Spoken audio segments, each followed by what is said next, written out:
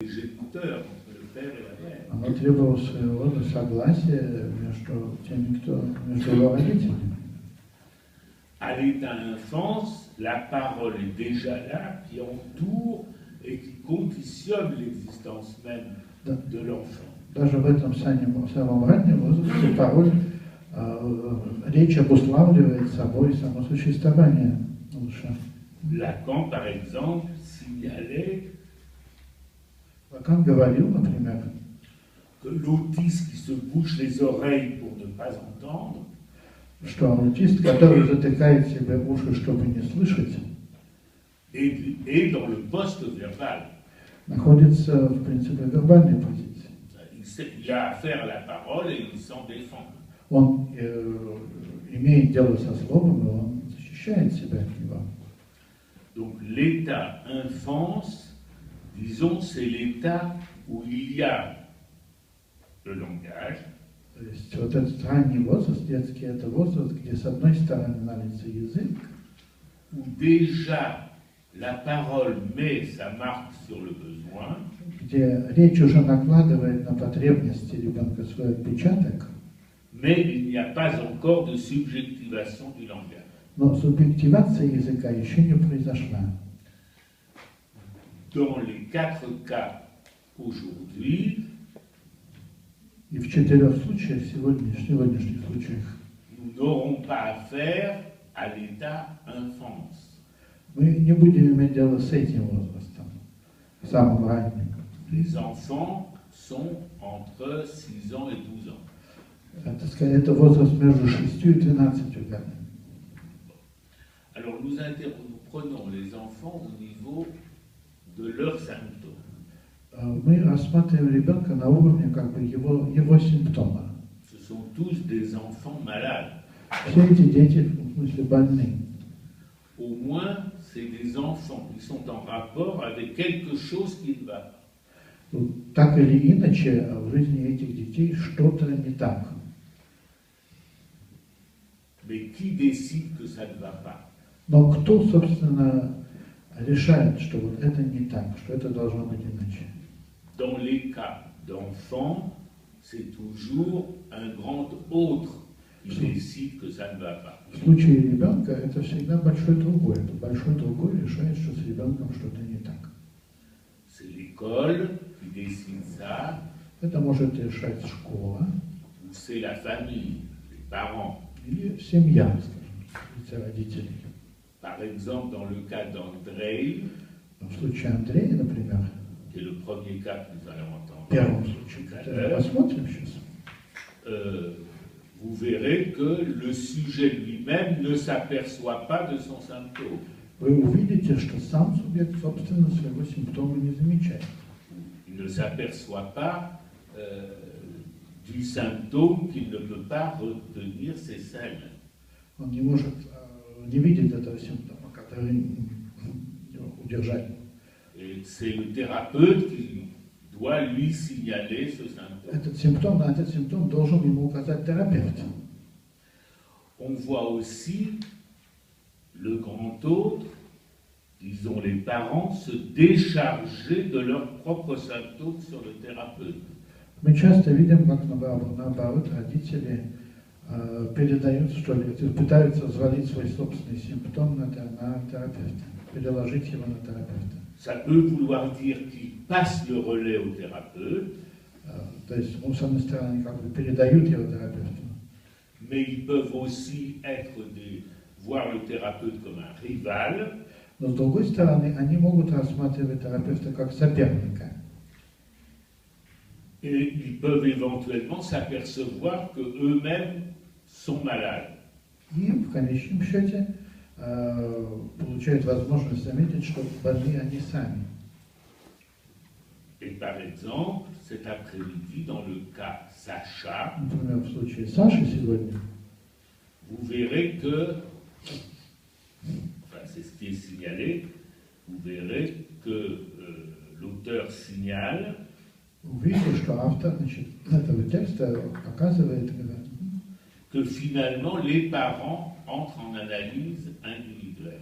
что в конечном итоге дело заканчивается тем, что сами родители начинают проходить анализ, индивидуальный анализ.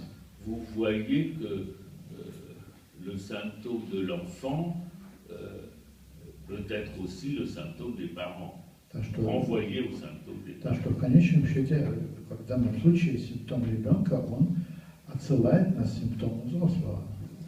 Alors, pour simplifier, je dirais qu'il y a deux grandes classes de symptômes de l'enfant. И, прощая дело, я скажу, что есть два больших класса, так сказать, детских симптомов. Et il m'a semblé que les auteurs se référaient à ces deux classes. Мне кажется, что вот авторы всех наших презентаций, они как раз имеют дело с одним из этих случаев каждый. Il y a d'un côté les symptômes familiaux, С одной стороны, это семейные симптомы, disons oedipiens, скажем, назовем их эдиповыми, et de l'autre côté, il y a le symptôme maternel, а с другой стороны, это материнские симптомы. où le rapport de la mère et l'enfant à l'enfant se détache comme cause du symptôme. Причиной симптома является, в данном случае, обнаруживается, что причиной симптома является отношение ребенка с матерью. Quand il s'agit des symptômes oedipiens, Когда речь идет об эдиповых симптомах, le symptôme de l'enfant traduit, exprime, représente le rapport inconscient des parents. то в таких случаях симптом ребенка как бы представляет собой перевод, он представляет, обнаруживает бессознательные отношения между родителями. Et éventuellement, le rapport inconscient des parents est articulé à leurs propres parents. В принципе, отношения бессознательные между родителями связаны с отношениями их родителей, их собственных родителей. Donc, il arrive qu'on remonte jusqu'au grand-père et la grand-mère. То есть мы часто поднимаем, вот идем от ребенка, восходим даже к бабушкам и дедушкам. Et par exemple, vous verrez que dans le cas Nikita, Скажем, вы видите, что в случае Никиты la grand-mère, on s'aperçoit que la grand-mère est tout à fait déterminante dans le symptôme. обнаруживается, что причиной детского симптома является скорее бабушка. Alors, en revanche, il y a des symptômes de l'enfant qui sont directement branchés sur le fantasme maternel. Но с другой стороны, есть детские симптомы, которые прямо связаны с фантазмом матери. Ils sont directement branchés sur le désir de la mère. С ее желанием. Et le désir de la mère, c'est aussi bien le désir de la femme derrière la mère. А желание матери – это желание женщины, которая стоит за этой матерью. Un désir qui est marqué par un manque. Соответственно, это желание, которое отмечено нехваткой. Et l'enfant vient occuper la place de ce manque. И в этом случае ребенок занимает место этой нехватки. Alors, quand nous sommes dans l'Oedipe, on peut dire que le désir de la mère suscite l'identification phallique de l'enfant. В данном случае, когда мы имеем дело с эдиповым симптомом, можем сказать, что фантазм матери как бы он приводит к возникновению такого фаллической идентификации ребенка.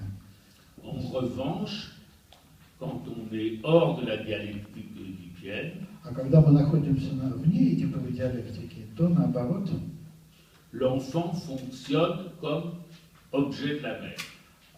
Ребенок функционирует как объект матери.